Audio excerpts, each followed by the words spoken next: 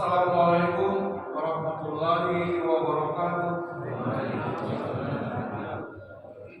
Alhamdulillahirabbil alamin. Assalatu wassalamu ala asyrofil anbiya'i wal mursalin. Yang ini matikan dulu. Ulang. Dia tidak sempat. Lanjut. Sayyidina wa maulana Muhammad wa ala alihi wa sahbihi ajma'in. Amma ba'd.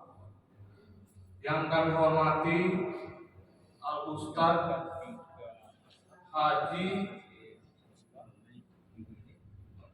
Romi Adityo MSc di SDO. Yang kami hormati guru kita Imam Masjid Besar Al-Barokah Khatib Bilal Garib.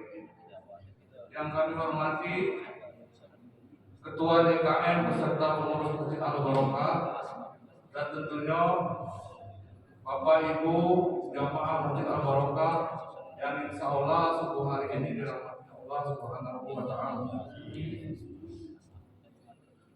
Puji dan syukur kami panjatkan kehadirat Allah Subhanahu wa Ta'ala atas rahmat dan karunia-Nya sehingga kita dapat melaksanakan sholat subuh berjamaah pada pagi hari ini di masjid yang kita cintai ini.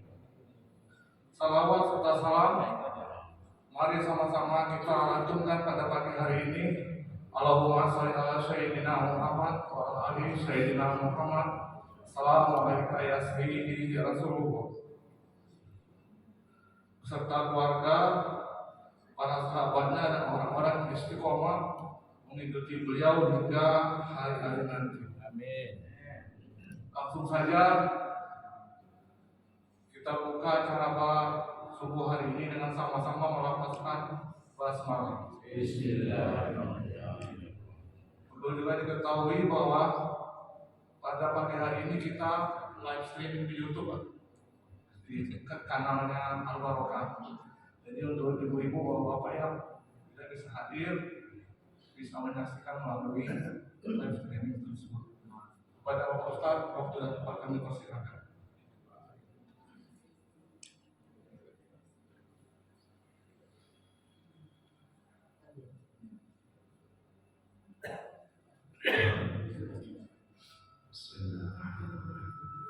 Matikan. Yes, matikan. Matikan. Matikan.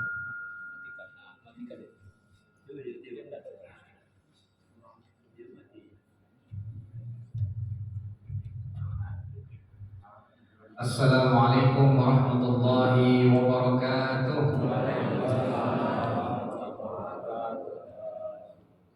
Wassalamualaikum. Ngapur sunyi jawab salamnya. Assalamualaikum warahmatullahi wabarakatuh.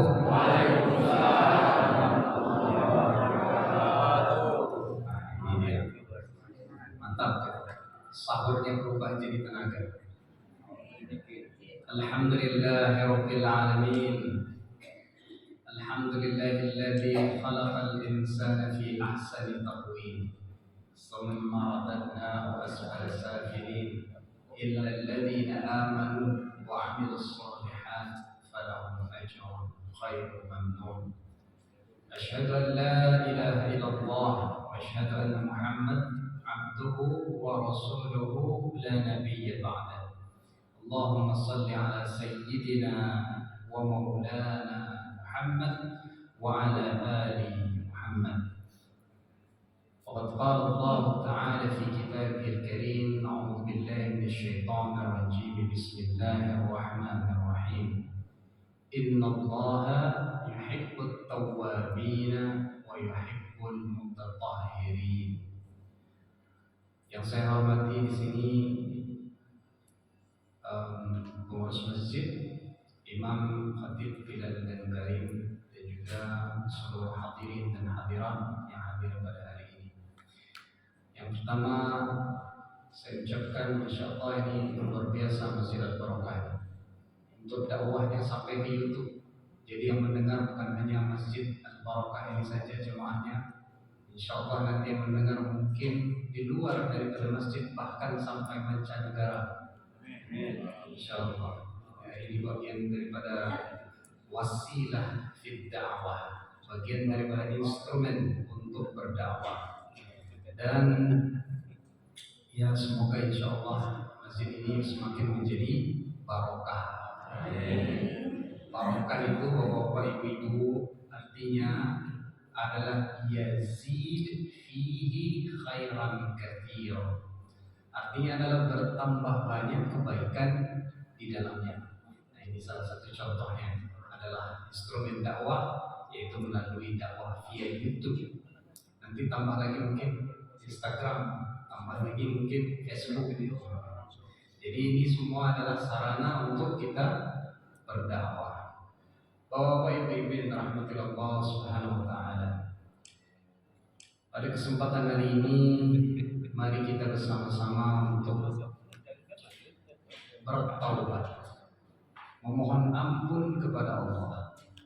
Hal ini karena man ahsana fima baqiya firlahu ma maqam, wa man asaa fima baqiya ukhidha bima maqam wa ma baqiya. Ini penting Bapak. Kita ini yang sudah diberikan oleh Allah sisa umur hidup, maka kalau kita melakukan perbuatan yang baik, insya Allah akan diampuni dosa-dosa kita yang lalu. Kalau kita melakukan sisa hidup kita ini dengan kebaikan. Akan tetapi, waman asaa, orang yang melakukan perbuatan keburukan dari sisa hidupnya ini, maka dia akan disiksa atas perbuatannya yang lalu dan juga dari sisa hidupnya.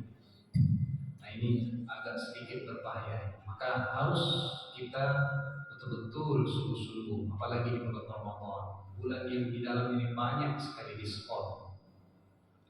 Diskon-diskonnya luar biasa ini. Bahkan ada yang 100%. Bahkan kalau kita diskon 100%, kalau Allah kasih diskon 700 kali lipat diskon. Saya akan memberikan sebuah kisah tentang seorang jenderal Sultan Al-Qa'id yang bernama Zulkarnain beserta pasukannya.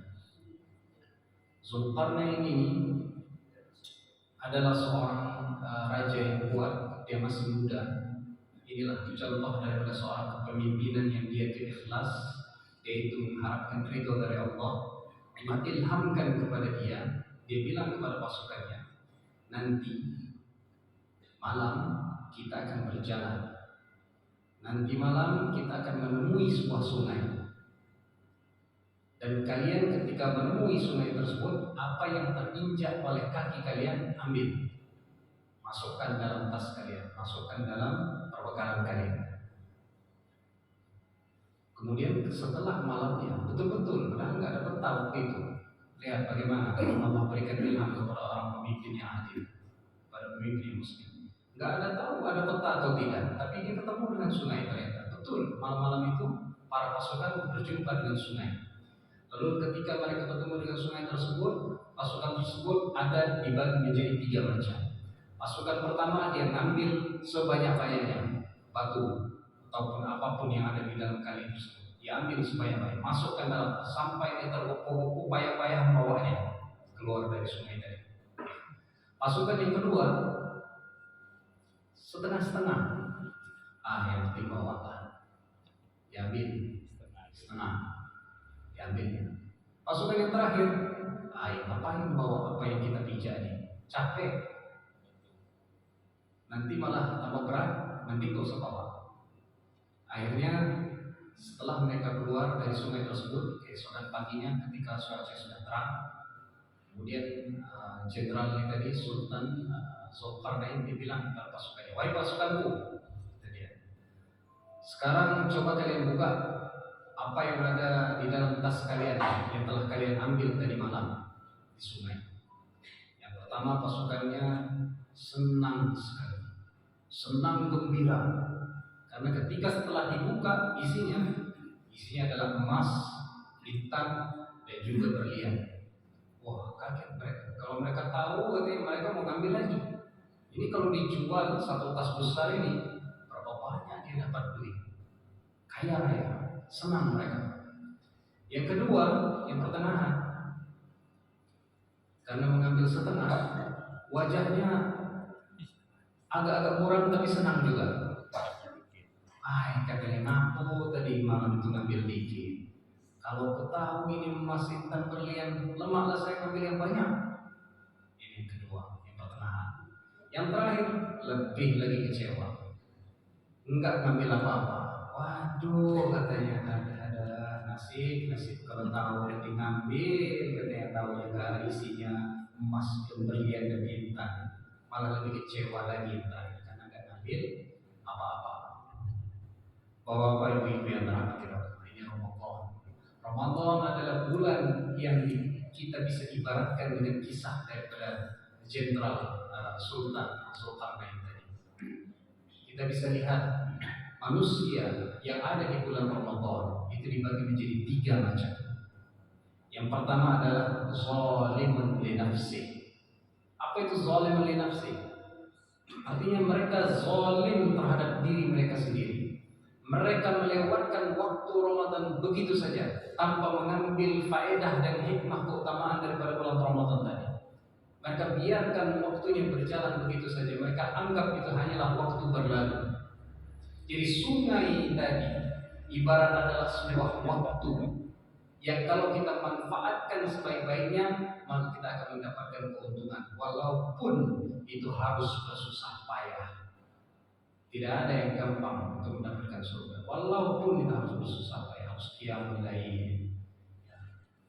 Kayak qiyamul lail, membaca Al-Quran, zikir. Man shoma Ramadanan imanan wa ihtisaban ghufira lahu ma taqaddama min dhanbihi. Man qama Ramadanan imanan wa ihtisaban ghufira lahu ma taqaddama min dhanbihi. Orang yang qiyamul lail, bangun salat malam, beristighfar, memohon ampun kepada Allah, maka akan diampuni dosa-dosanya oleh Allah Subhanahu wa taala. Ini orang-orang yang zalim li nafsi. Mereka melewatkan begitu saja Ramadan. Yang kedua, tipe manusia di bulan Ramadan adalah muqtasid. Ini orang, dia sholat tapi dia bermaksiat. Dan terkadang lebih banyaklah maksiat daripada sholatnya. Memang betul iman yazid wa yanqus. Iman itu naik dan turun.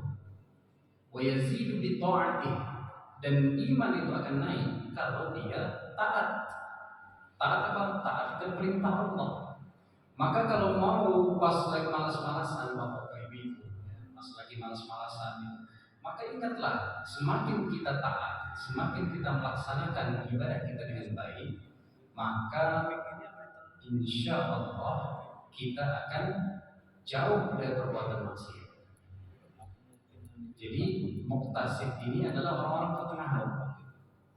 Nah yang kedua, yang terakhir itu sabiqun bil khairat. Nah ini orang-orang yang betul-betul dia melaksanakan amal ibadahnya seakan-akan dia akan mati esok hari. Nah kalau Bapak Ibu, kalau nak sholatnya khusyuk, nak baca Qur'annya banyak, nak banyak taat kepada perintah Allah, ingat, bayangkan dalam diri kita seakan-akan kita akan mati seketika. Kalau udah seperti itu, takut langsung sholatnya mungkin khusyuk, maka dia akan baca Quran yang banyak. Seakan-akan kita tamutu ghadan, seakan-akan kita akan mati besok. Ma'asyiral muslimin rahimakumullah. Di antara hal-hal ini tadi, amal yang baik yang ada di bulan Ramadan adalah qiraatul Quran. Nah, muncul lagi pertanyaan, Ustaz, kalau qiraatul Quran itu berarti kan baca Quran.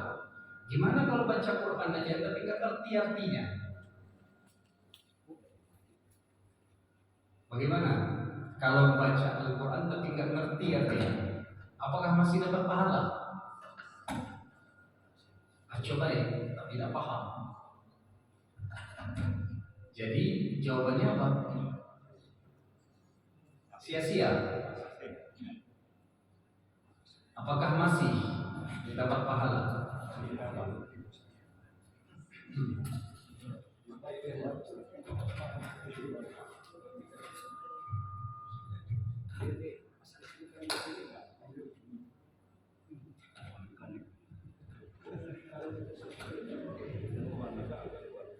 Tes. Aman. Aman. Ini suaranya memang mendengung-dengung. Itu kalau dia bocor itu nggak apa-apa. Oke, sampai mana tadi? Itu. Ya. Apakah masih mendapat pahala orang yang membaca Al-Quran? Jawabannya adalah masih. Jadi Bapak Ibu, jangan khawatir baca Quran walaupun tidak ngerti. Jangan khawatir. Jangankan kita, beberapa orang yang ngerti bahasa Arab pun itu belum tentu paham tafsir dan terjemahnya Al-Quran. Bahkan orang Arab yang pakai bahasa Arab dari sumbernya itu belum tentu ngerti dan paham terjemah dan juga tafsirnya Al-Quran. Makanya Al-Quran itu jawabannya dalam berinteraksi dengan Al-Quran itu dibagi menjadi dua jenis. Yang pertama adalah qiraah. Qiraah itu artinya membaca. Qiraah. Jadi membaca. Allah berikan pahala bagi mereka untuk orang yang membaca Al-Quran. Sesuai dengan riwayat Tirmizi. Man qara'a harfan min al-Quran falahu 10 hasanat. Ya. Orang yang membaca Al-Quran maka baginya adalah 10 kebaikan. La aqulu alif lam mim harfan bal alif huruf lam huruf mim huruf. Jadi alif lam mim itu, alif itu sudah terhitung 10 kebaikan. Dan di bulan Ramadan sayudha'afu ila 700 di'fin, akan dilipat gandakan 700 kali lipat. Banyak sekali. Membaca Al-Quran aja kita udah dapat pahala. Jadi jangan takut Bapak Ibu dibilang, kamu tuh baca Quran baik tapi ngerti artinya tidak. Tapi jangan khawatir. Disinilah bagaimana kita Muslim ini dianjurkan membaca Al-Quran. Untuk memahami Al-Quran itu berkali-kali baca Al-Quran. Berkali-kali insya Allah kita akan paham. Membaca Al-Quran, menghayati Al-Quran tadi, ini anjuran kita dengan didorong dengan pahala. Orang yang terbata-bata membaca Al-Quran, misalkan alif lam mim, itu dia bilang alif la-nya itu juga udah dihitung, a-nya itu tadi udah dihitung. Yang terbata-bata itu malah banyak pahalanya. Kalau macam itu Ustaz, kami tidak usah baca Al-Quran nilai roh. Bukan begitu. Orang yang membaca Al-Quran dengan lebih baik, maka lebih banyak juga pahalanya. Karena dia membacanya dengan cepat, dia bisa baca dengan lebih banyak, maka pahalanya juga tambah banyak. Jadi adil kan? Nah itu. Jadi membaca Al-Quran, qiraatul Quran itu mendapatkan pahala. Oh ini. Lagi terakhir sebelumnya. Nah, nanti yang kedua akan saya jelaskan. Iqra' al-Quran, iqra'ul Quran, fa innahu ya'ti bi yaumil qiyamah syafi'an li ashabihi. Orang yang membaca Al-Quran, Al-Quran tersebut akan menjadi syafaat baginya. Orang yang mati tadi, dia akan menjadi sahabatnya di alam kubur. Al-Quran akan menjadi sahabat Bapak Ibu. Jadi kalau kita banyak baca Al-Quran, dia nanti akan datang kepada kita di alam kubur kita. Dia akan duduk di atas kain kafan kita, lalu berubah menjadi seorang yang sangat tampan. Lalu kemudian ketika malaikat yang akan bertanya, siapa malaikat yang bertanya? Dua malaikat mungkar nakir yang akan datang bertanya kepada jenazah itu. Apa kata malaikat? Pindah, pergi. Orang yang tampan itu pergi. Kata orang yang tampan yang ada di sebelah jenazah tadi bilang, tidak, saya nggak mau pergi. saya tidak akan pergi sampai si fulan ini masuk ke dalam surga. Itu Al-Quran. Saya tidak akan pergi sampai si fulan ini masuk ke dalam surga. Kalau kamu mau melakukan tugasmu sebagai malaikat mungkar dan nakir ingin bertanya kepada si jenazah, silahkan. Dia bilang, tapi saya akan tetap bersama sahabatku. Ashabi, syafaat untuk sahabatku. Ini Al-Quran. Lalu ditanyalah, man rabbuka, siapa Tuhanmu? Itu gak bisa dijawab. Kalau di dunia kita bisa menjawab, kalau di akhirat yang menjawab siapa? Amal kebaikan kita yang menjawab. Mulut dikunci, mata ditutup, yang berbicara hanyalah tangan, kaki dan lain-lain. Gak bisa mulut lagi menjawab. Bapak Ibu yang dirahmati Allah. Lalu kemudian setelah itu ketika dimasukkan ke dalam surga yang jenazah tadi, rohnya tadi, lalu kemudian Al-Quran kembali datang kepadanya mengucapkan selamat. Wahai sahabatku, selamat, engkau telah masuk ke dalam surga karena aku adalah Al-Quran yang telah engkau baca. Jadi menjadikan syafi'ah, syafaat kita ketika di yaumil akhir. Kemudian yang kedua dalam berinteraksi dengan Al-Quran adalah tilawah. Nah ini perbedaannya. Kalau tadi qiraah artinya membaca, kalau yang sekarang yang kedua adalah tilawah. Tilawah itu artinya apa? Membaca dan memahami. Itulah tilawatul Quran itu. Nah, orang-orang yang tilawah di sini dalam hadis disebutkan, majtama'a qaumun fi baitin min buyutillah yatluna fihi kitabillah wa yatadarasunahu fima bainahum nazzalat alaihim as-sakinah wa ghasyiyat bihim ar-rahmah.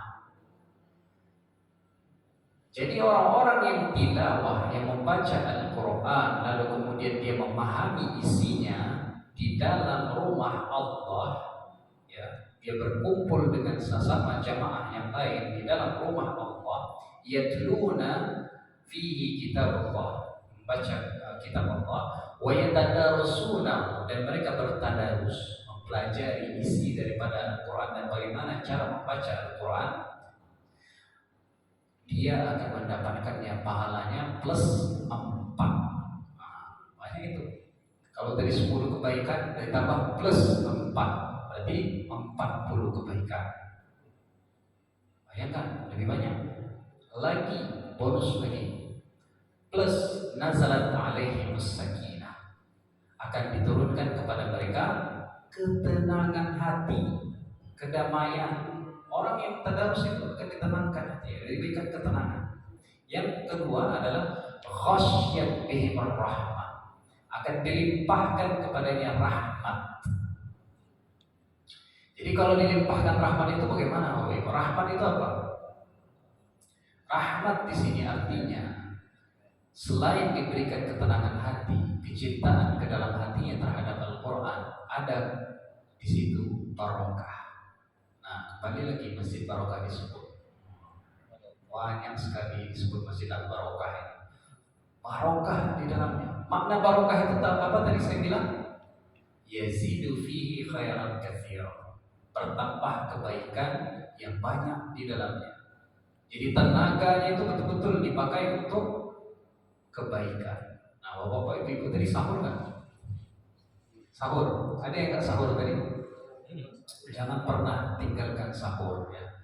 Sahur itu bahkan di dalam Al-Quran disebutkan wabil ashari hum yastaghfirun, dan ketika sahur mereka beristighfar, memohon ampunan. Dan orang-orang yang memohon ampunan tersebut akan sangat disayangi oleh Allah Subhanahu wa taala.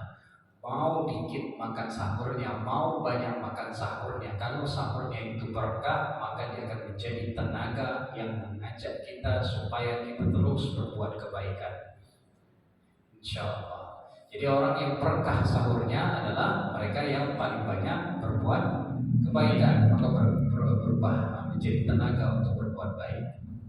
Masyaallah muslimin yang dirahmati Allah Subhanahu wa taala, maka setelah tadi kita mengetahui betapa pentingnya itu membaca Al-Quran, hendaklah kita juga mengetahui bahwasanya bulan Ramadan ini akan diampuni seluruh dosa kita.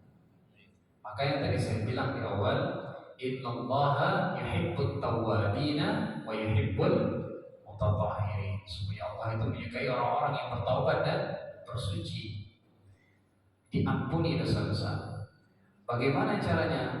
Nah, taubat ini biasanya ada orang yang dia itu muncul getaran hati di dalam dirinya. Getaran hati itu yang bagaimana Pak Ustaz? Misal, contoh, biasanya orang yang merasa bersalah, ya, dia sadar perbuatannya itu salah, dia ingin bertobat segera, dan dia tidak ingin melakukan perbuatan tadi. Ini adalah getaran hati. Getaran hati inilah yang mengajak dia untuk segera bertaubat. Itu menunjukkan Allah sayang pada dia. Kalau ada orang yang merasakan seperti ini, segeralah lakukan, karena itu Allah tunjukkan kepadanya Allah sedang sayang kepadanya. Maka bertaubatlah kepada Allah segera. Karena di dunia ini nggak ada manusia itu yang sempurna. Ibu-ibu, ada nggak suaminya yang sempurna? Oh, dikit-dikit salah bapak nih. Oh, dikit-dikit inilah itulah, ngomel yang minta ampun. Ada nggak suami itu yang sempurna? Kalau mau suami yang sempurna, ya nikah aja lah sama malaikat sempurna. Ya. Jadi semua suami itu kan ada yang sempurna. Ya, semua manusia tidak ada yang sempurna. Yang sempurna hanyalah ini Allah, kesempurnaan. Dan malaikat itu yang paling sempurna. Nah itu. Jadi intinya adalah ketika seorang tersebut sedang bergetar hatinya, maka segeralah bertaubat, dan ketika dia bertaubat jangan kita kucilkan. Nah, misalkan awal datang ke masjid, dia duduk di belakang pintu, biarin aja, dengar dia baca ceramah Ustaz. Besok malam dia datang lagi, dia berada di pinggir pintu, masuk ke dalam dikit, biarin saja. Lalu kemudian dia ke tengah, lalu akhirnya ke depan, dia ketemu dengan Ustaz, dia salam, dia ceritakan apa masalahnya. Lalu kemudian dia bertaubat, dia insyaf. Oh Bapak Ibu, besar apapun dosa seseorang akan diampuni oleh Allah. Apa kita yang tidak mau mengampuni dosa? Allah akan mengampuni dosa sebesar apapun. Dan bahkan dikisahkan ada seorang pembunuh 100 orang, dia sudah membunuh 100 orang, saking premannya orang ini. 100 orang dibunuh. Waktu dia ke-99 kali, dia ingin bertaubat. Dia datang kepada seorang pendeta, dia bilang ke pendeta itu, saya ingin bertaubat. Saya sudah membunuh 99 orang tak bersalah, termasuk di dalam itu anak-anak kecil. Dia bunuh semua. 99 orang saya sudah bunuh. Apa kata pendeta? Woi kamu ini tidak akan diampuni. 99 orang pembunuh, luar biasa ini. Gak akan mungkin diampuni, kata pendeta tadi. Apa dia bilang? Kalau macam itu, kalau saya tidak diampuni, kamu juga saya bunuh ya, pendeta. 100 orang. Akhirnya kena. Datanglah dia lagi kepada seorang ulama yang ada di kota Kufah. Datang dia datang, dia bilang, saya ingin bertobat. Saya sudah membunuh 100 orang. Apa kata ulama tadi? Dia bilang, walaupun dosamu sebesar buih di lautan, insya Allah Allah akan ampuni dosamu. Sekarang yang kamu lakukan, pergilah ke kota Makkah. Di Makkah tersebut banyak ulama-ulama terkenal yang mereka akan memberikan kepada petunjuk bagaimana caranya supaya kamu bisa menjadi orang yang alim. Lalu berjalanlah si pendosa ini tadi dari kota Kufah, jalan ke padang pasir menuju kota Makkah. Dan dia belum tentu tahu apakah taubatnya akan diterima. Dia berjalan terus di padang pasir sampai akhirnya dia meninggal di tengah perjalanan. Belum lagi sampai ke kota Makkah, dia sudah meninggal. Apa yang terjadi? Allah ampuni dosa-dosanya. Walaupun dia berbasi dalam perjalanan, Allah sudah ampuni. Setiap kaki langkah dia menuju kota Makkah tersebut adalah ampunan dari Allah. Dan dia melangkahkan kakinya lebih daripada 100 kali. Dan setiap langkah tersebut Allah ampuni dosa-dosanya. Dan dia kemudian masuk ke dalam surga. Lihatlah, ketika orang ingin bertobat sebelum ajal mencabutnya. Maka dengan demikian Bapak-bapak Ibu, ketika kita ingin bertobat, hendaklah kita ingin dengan serius bertobat. Walladzina jahadu fina lanahdiyannahum subulana. Barang siapa yang mereka ingin bertobat dengan sungguh-sungguh, lanahdiyannahum subulana, akan kami tunjukkan kepada mereka jalan supaya mereka bisa mencapai untuk taubat tersebut. Inilah kata Allah ketika seseorang ingin bertobat dan memohon ampun kepada Allah. Maka oleh karena itu bertobatlah kita kepada Allah Subhanahu wa taala sehingga Allah akan mengampuni kita di bulan Ramadan. Dan terakhir akan ada idkhul minan nar bagi orang-orang yang bertakwa, akan diselamatkan kita dari api neraka bagi mereka orang-orang yang bertakwa kepada Allah. Mungkin saya kembalikan setelahnya kepada moderator. Silakan untuk dilanjutkan. Barakallah, luar biasa Pak Ustaz kajian subuh kita. Silakan Bapak-bapak, Ibu-ibu. Tanya. Siapa ini?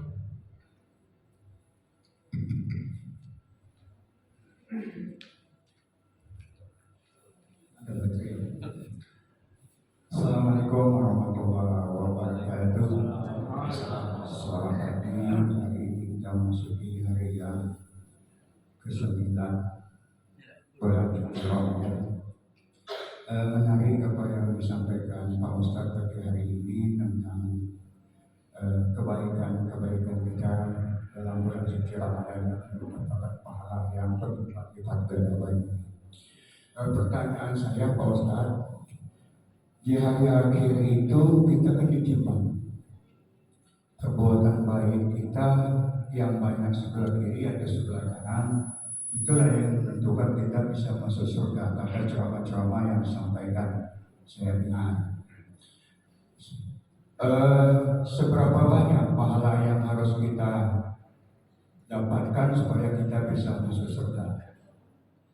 Ada ukurannya enggak itu kira-kira? Kemudian si A misalnya Pak Ustadz, kerjanya sedikit, pahala yang didapatnya sedikit, dan yang melanggar perintah Allah itu kan lebih sedikit. Setelah ditimbang nanti kebaikannya banyak yang baik, tapi sedikit gitu, ukuran belum sampai kepada batas maksimal. Ya tidak banyak berbuat apa-apa. Kebanyakan ini orang-orang di dusun itu kan nggak banyak berbuat, tapi tidak juga banyak berbuat jahat. Nanti gimana ini Pak Ustaz? Mohon penjelasan, barangkali itu menjadi pemahaman bagi kita, pengetahuan bagi kita, sehingga oh ini masuk surga. Terima kasih Pak Ustaz atas sementara yang saya sampaikan. Assalamualaikum warahmatullahi wabarakatuh. Waalaikumsalam. Langsung aja. Oke. Baik. Sekarang saya kasih pertanyaan Bapak Ibu hadirin sekalian. Jawab pertanyaan saya, tapi cukup dijawab sendiri. Gak usah dikasih tahu. Jawab pertanyaan saya. Pertanyaannya adalah, kalaulah Allah wafatkan Bapak Ibu sekalian hari ini, sudahkah Bapak Ibu menyiapkan bekal untuk akhirat? Jawab nanti sendiri.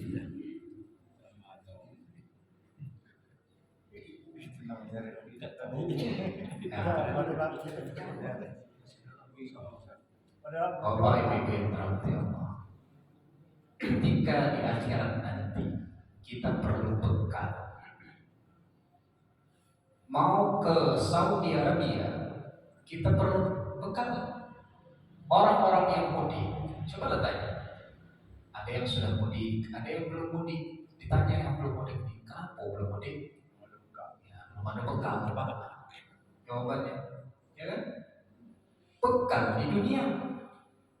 Bagaimana di akhirat nanti? Belum bisa mudik karena belum ada bekal. Ini baru dunia. Mau ke Saudi Arabia harus ada bekal. Salah satunya harus ada paspor, harus ada visa yang sudah dicap masuk ke Saudi Arabia, harus punya uang juga untuk bekal. Mau ke Amerika lebih sulit lagi, visanya harus dicap, harus bekalnya cukup, uangnya cukup tidak. Kalau uangnya nggak cukup dihitung, nggak bisa masuk ke Amerika. Lebih ketat lagi. Itu baru di dunia. Apalagi ketika pindah dari alam dunia ke alam kubur. Begitu banyak bekal yang harus disiapkan. Ketika dicek ternyata bekalnya sedikit, maka dia masuk ke dalam surga. Ini kan berbagi macam-macam. Ada yang surga yang paling rendah, ada surga yang setengah, ada surga yang paling tinggi, surga Firdaus. Jadi seberapa banyak amal perbuatan kita, semakin banyak amal kebaikan kita, maka semakin tinggilah derajat kita nanti di surga. Jadi bahasa takwa, buah khair, dan orang-orang yang bertakwa. Jadi orang-orang yang paling baik itu bapak-bapak ibu-ibu. Bukan orang yang tinggi jabatannya, bukan yang paling banyak hartanya, bukan yang paling tinggi rumahnya, mobilnya paling bukan. Orang yang paling baik adalah orang yang paling banyak melakukan kebaikan untuk akhiratnya. Jadi itu orang yang paling baik. Ini indikator, bukan indikator ini. Dan kalau kita malas-malasan, ingat bahwasanya kita nantinya akan meninggal. Kita semua ini mayyitun. Innaka mayyitun wa innahum mayyitun. Nah, jangan marah-marah ibu-ibu, bapak-bapak dibilang saya bilang mayyit. Memang betul kita ini mayyit. Mayyit itu artinya camat, calon mati. Innaka mayyitun, kata Allah, wahai Rasulullah, engkau itu adalah mayyit. Mayyit itu adalah calon mati. Wa innahum mayyitun, dan mereka juga adalah mayyit, calon mati. Nah, kalau misalkan orang yang mati berarti mautun. Kullu nafsin za'iqatul maut. Setiap orang-orang itu, setiap orang jiwa yang hidup itu nantinya akan meninggal, akan mati, maut. Nah, itu kalau dibilang maut, nah baru itu berarti sudah mati, dia cabut nyawanya. Nah, jadi berbekallah, watazawwadu fa inna khairaz zadi taqwa, dan bertakwalah, memperbanyaklah kau amal ibadah, dan sebaik-baiknya amal ibadah itu adalah takwa. Ya, berbekallah. Maka kita harus banyak bekal kalau nak masuk surga yang paling tinggi. Begitu juga orang tadi yang miskin, misalkan yang di dusun, yang dia itu sedikit berbuat kebaikan, akan tapi sedikit pula berbuat kejahatan, akan ditimbang oleh Allah, nanti dilihat. Kalau misalkan banyak perbuatan kebaikannya, maka dia akan dimasukkan ke dalam surga yang paling tinggi. Kalau sedikit perbuatan kebaikannya, akan dimasukkan ke dalam surga yang rendah. Yang rendah lagi, nggak ada kebaikannya, masukkan, cemplungkan ke neraka. Ya kan? Ya begitu. Ya, bapak ibu-ibu. Nah, makanya bertaubatlah segera sebelum ajal menjemput nyawa. Karena emang dengan bertaubat itu kita Allah akan memberikan maghfirah kepadanya. Sebesar apapun dosa akan diampuni Allah Subhanahu wa taala. Mungkin ada lagi yang bertanya? Silakan, bapak-bapak. Oh, ibu-ibu. Ini Pak. Oh ya. Waalaikum. Assalamualaikum warahmatullahi wabarakatuh. Waalaikumsalam. Saya bertanya Ustaz. Tadi Ustaz mengatakan Raja Zulkarnain. Saya teringat dengan benteng Zulkarnain. Ada namanya benteng itu Ustaz. Sampai sekarang saya penasaran apakah pernah ditemukan tempatnya, dan apakah kalau benteng Zulkarnain itu ditemukan, apakah itu pertanda untuk zaman lebih dekat? Itu yang pertama. Yang kedua, Ustaz tadi saya lihat pertama baca surat Al-Fajr. Apakah perbedaan berdasar kemudian arti sebelum-sebelumnya?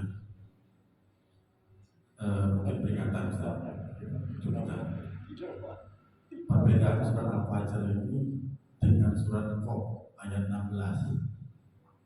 Mohon penjelasan Ustaz. Terima kasih. 16 sampai 35. Oke, coba kita baca dulu surah Qaf. Ada di sini Hafiz. Silakan. Paling kan apa tuh? Coba baca surat 16 Al-Qaf.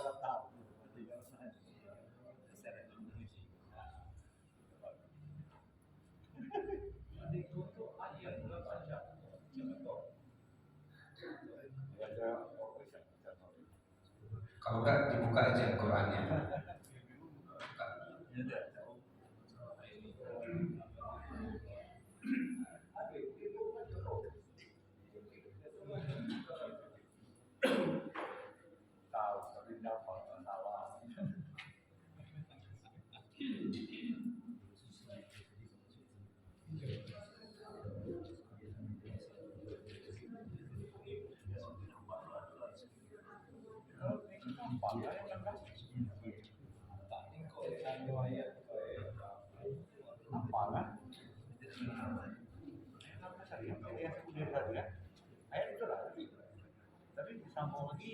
Mungkin sekalian menunggu yang pertama dulu Bang Ustaz. Oh iya, benteng Zulkarnain.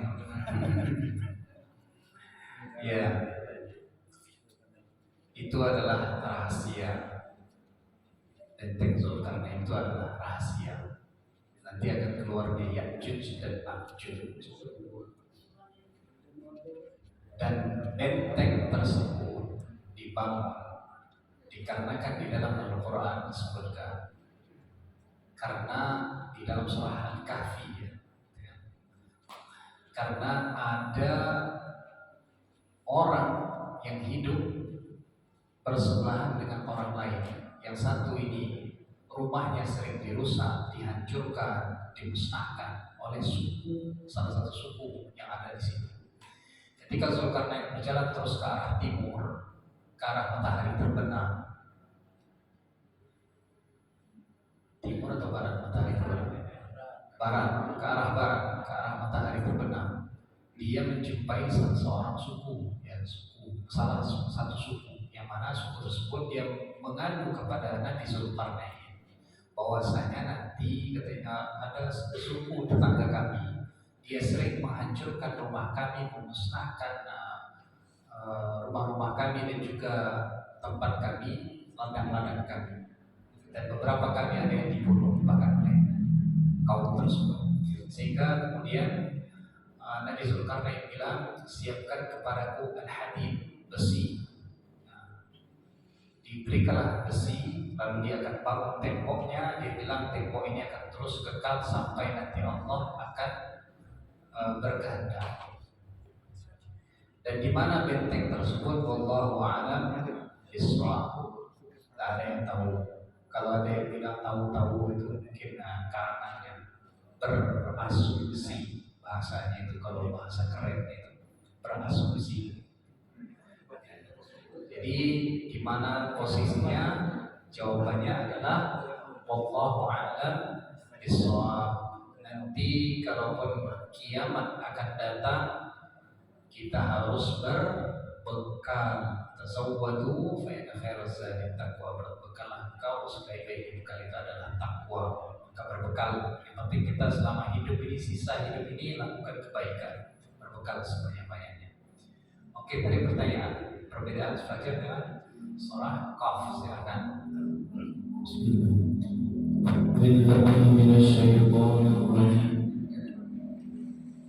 Bismillahirrahmanirrahim.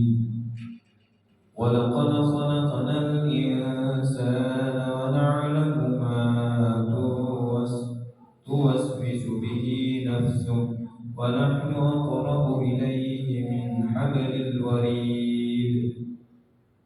إذ يتلقى المتلقيان عن اليمين وعن الشمال قعيد ما يلفظ من قول إلا لديه رقيب عتيد وجاءت سكرة الموت بالحق ذلك ما كنت منه تحيد ونفخ في الصور ذلك يوم الوعيد وجاءت كل نفس معها سائق وشهيد لقد كنت في غفلة من هذا فكشفنا عنك غطاءك وبصرك اليوم حديد وقال قرينه هذا ما لدي عتيد ألقياه في جهنم. Cukup. Sekarang bawa Al-Qurannya. Mari. Di sini dijelaskan tentang bahwasanya ajal itu sangat dekat, bahkan dekat dengan dekat kita ini. Hablil warid, dekat di sini ajal. Maka mana tadi? Allah bilang, "Walaqad khalaqnal insana wa na'lamu ma tuwaswisu bihi." Dan kami telah menciptakan manusia dan kemudian Allah pun mengetahui. Nah, ini yang membedakannya. Di sini Allah pun mengetahui apa yang waswis, yang mengakibatkan atau mempengaruhi, yang apa itu bahasa Indonesia ya? Jadi waswis, yang mengganggu, yang mengganggu mereka. Nanti ketika kita sedang akan dicabut ajal kita, itu nanti banyak yang mengganggu. Makanya orang biasanya membaca surah-surah Al-Quran, termasuk surah Qaf, ketika hendak dicabut ajal. Di situ dijelaskan bahwasanya Allah tahu siapa yang mengganggu ketika hendak dicabut nyawa. Semua itu ditampakkan layaknya sebuah video ketika mau dicabut nyawa. Layaknya sebuah video hadir di situ. Semua amal perbuatan yang dulu semuanya muncul, ditengokkan, dan bahkan di situ duduk juga setan yang akan mengganggu dia supaya dia jangan beriman kepada Allah. Sehingga makanya ketika dia mengucapkan kata La ilaha illallah di akhir kalimat itu susah karena adanya setan di situ. Makanya bacakan Al-Quran ketika hendak mentadbikin seorang mayit tersebut, bacakan Al-Quran sehingga setan tersebut pergi. Dan ingatlah bahwasanya di situ juga dijelaskan idza talaqal mutalaqiyan 'anil yamin wa 'anil shimal. Di sini dijelaskan juga tentang malaikat raqib dan atid. Itulah tadi yang saya bilang, yang mencatat amal-amal kebaikan tersebut. Raqib dan atid. Makanya ditunjukkan kepadanya video. Makanya kadang orang yang meninggal itu dia ingat semua apa yang telah dia lakukan, dia sebutkan satu-satu. Kadang makanya tersebut kadang. Dia bilang ini si A, si B, si C, sebutkan semua. Bahkan kalau dia suka main catur atau main gaplek atau main judi, maka disebutkannya, oh saya main judi sama si A dulu kalah, katanya oh tiba-tiba saya menang. Dia kan ingat. Ditunjukkan semua seakan-akan video. Apapun amal perbuatannya akan dia nampakkan ketika saat itu. Kalau dia sedang sholat, maka dia nampakkan. Makanya pernah dengar kisahnya siapa namanya itu? Yang dia itu sholat subuh di masjid setiap hari itu selalu di depan di shaf pertama. Lalu kemudian setelah itu dia meninggal dan ternyata setelah disusul oleh Rasulullah, rumahnya itu jauhnya minta ampun. Apa namanya? Sya'ban. Nah, ini kan kisah Sya'ban. Ditunjukkan semua oleh Allah amal kebaikannya. Karena rumahnya jauh, dia bilang dia menyesal. Oh, kenapa enggak lebih jauh lagi? Dia bilang, kalau jauh lagi berarti langkahku menuju masjid akan lebih banyak lagi pahala. Oh, kenapa tidak lebih banyak lagi? Oh, ternyata waktu itu dia memberikan sepotong roti. Kenapa enggak dikasih semuanya? Kalau semuanya saya kasihkan potongan roti tadi, Allah akan berikan kepada saya amal kebaikan. Dia akan melihat kebaikan tersebut nyata di depan matanya, surga nampak. Lalu kemudian ketika dia memberikan jubahnya yang luar, yang kotor, kenapa enggak yang lebih baru, di dalam yang baru dia pakai? Kenapa enggak dia kasih yang baru? Kenapa dia kasih yang luar? Kalau dia kasih yang baru mungkin akan nampak di situ surga yang lebih besar. Makanya ketika kita melihat orang-orang yang di Gaza itu ketika dia meninggal dalam keadaan syahid, lihatlah wajahnya, lihatlah matanya, dia melihat di depannya surga, makanya dia tersenyum. Biasanya orang yang akan meninggal, orang yang telah meninggal dalam keadaan tersenyum, nampak di depan matanya indahnya surga. Engkau akan ditempatkan di sana. Nah, makanya Bapak Ibu yang dirahmati Allah Subhanahu wa taala, disinilah yang menunjukkan bagaimana ketika seseorang nanti akan dimasukkan ke dalam surga oleh Allah. Maka perbedaan dan kita lihat di sini adalah kalau di dalam surah Al-Fajr itu kita diberikan peringatan. Kalau di sini Allah tunjukkan bahwasanya ketika orang yang akan meninggal itu akan ditunjukkan kepadanya malaikat rakib dan atid atas amal perbuatan yang telah dia lakukan di dunia. Ketika di dalam surah Al-Fajr, irji'i ila rabbiki radiyatan mardiyah. Bagi mereka yang beramal baik, maka Allah berikan peringatan kepadanya, maka dia akan dimasukkan kepada ridha Allah dan dimasukkan ke dalam surga. Ma'asyiral muslimin rahimakumullah, mungkin saya akhiri pada hari ini, cukup panjang hari ini kita, dan insyaallah semoga ini semua memberikan motivasi kepada kita agar kita bertambah baik amal perbuatan kita. Kalau yang malas-malas, susah mau baca Quran, saya sudah bilang, ingatlah kalau kita akan mati seketika, maka kita akan semangat membaca Al-Quran. Dan ingat juga orang yang membaca Al-Quran itu akan diberikan syafaat di yaumil akhir. Dia akan menjadi sahabat. Nah, ingat, kalau sahabat yang karib, dia tidak akan memakan temannya sendiri. Dia akan selalu menjaga temannya dan setia pada temannya. Dan itulah Al-Quran. Dia akan selalu setia kepada kita sampai yaumil akhir, sampai kita dimasukkan ke dalam surga. Dan bahkan ketika kita sudah masuk ke dalam surga, dia pun akan datang menyapa kita, memberikan selamat. Amin. Demikian mungkin yang dapat saya sampaikan. Billahi taufiq wal hidayah. Wassalamualaikum warahmatullahi wabarakatuh.